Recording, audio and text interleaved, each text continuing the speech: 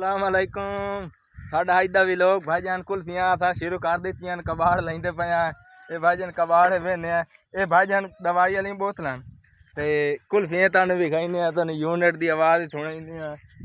ते कुल्फियां वेखो आ वेख लो भाईजान बकलम खुद मैं कुल्फियां लाई वदा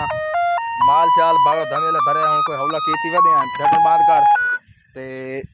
अवाम ही तन भी खाइने जेड़ी कुल्फी लाइंदी पई है ए फेक लो ओ रे मारो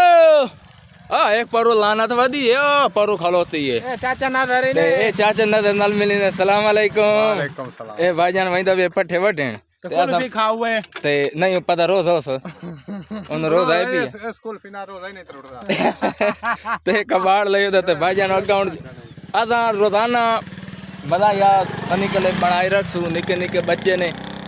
और लाइए ते मैं इथाई खलो जल्दी आ